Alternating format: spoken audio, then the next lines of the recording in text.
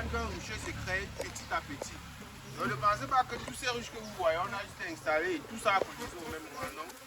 Lors de la formation, je vous ai parlé du transfert de colonies et de la division de colonies. Donc on va un peu faire une petite pratique. Pour la division de colonies, vous avez besoin de cette petite ruche, on appelle ça ruche de chasse. Vous avez les barrettes de la ruche de chasse. Vous devez toujours vous assurer que les barrettes de la ruche de chasse ont la même taille que les barrettes de la gang de ruche. On appelle quoi transfert de colonie. Une fois cette ruche colonisée, vous allez patienter à 1 mois, minimum 3 semaines comme je vous ai parlé, de laisser le temps aux abeilles de faire un peu de couveuse. Vous allez juste venir lors du transfert de colonie, vous allez prendre les barrettes, sortir les barrettes avec les rayons des abeilles, vous allez positionner au milieu. Vous allez positionner là. Si il reste des abeilles, vous allez tout simplement verser dans la ruche et compléter les autres barrettes.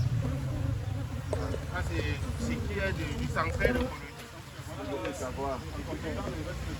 Puis le reste de barrettes, le reste des barrettes, vous n'allez pas sortir, vous allez mettre là-ci. Quand vous allez placer, vous allez compléter ça avec les barrettes que vous avez à partir de là-ci.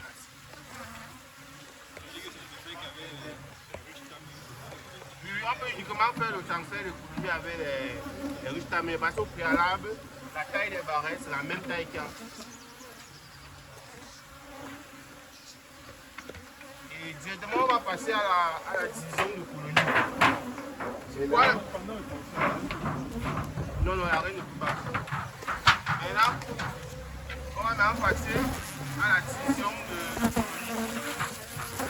Et il y a les conditions qu'on va respecter dans la division de colonie. De 1, il faut avoir une colonie forte. Je vous ai parlé, il faut une colonie forte. Il faut s'assurer que dans cette ruche, il y a les larves de manque de 2 jours pour les œufs. Pourquoi les œufs et les larves? Parce que vous êtes d'accord avec moi, quand on va diviser la colonie en 2, dans une des ruches, il ne doit pas avoir la reine. Dès lors que les abeilles vont remarquer que dans une des ruches, il n'y a pas la reine, qu'est-ce qu'ils vont faire? Ils vont utiliser ces larves de moins de 2 jours pour ces œufs pour faire une nouvelle reine. Directement, ils vont élargir les cellules en cellules royales, comme je vous ai expliqué.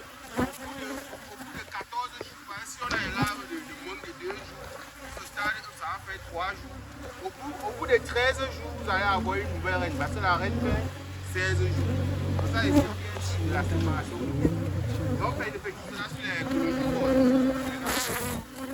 Si vous avez respecté le sens des rayons, vous pouvez effectuer la séparation. Donc, il faut une colonie forte, avoir les œufs, les larves, le moins de 2 jours, avoir du miel et du pollen. Parce que quand on divise, on va diviser toutes les proportions en 2. Miel, pollen, larve de manque de 2 jours, les œufs, des 2 côtés. Parce qu'on ne sait pas dans quel des ruches ils doivent avoir la reine. Les abeilles, dans la ruche où il n'y a pas la reine, les abeilles vont utiliser cela de moins de 2 jours pour faire une nouvelle reine. C'est ça la division. Donc une fois dans votre rucher, si vous avez des colonies fortes comme celle-ci, vous pouvez effectuer une ruche, vous pouvez même effectuer une division qui va donner 2 autres ruches. Vous pouvez séparer cette ruche en 3. Parce que la colonie est bien forte. Vous allez juste vous assurer que dans les 3, vous allez avoir les larves de moins de 2 jours et les œufs.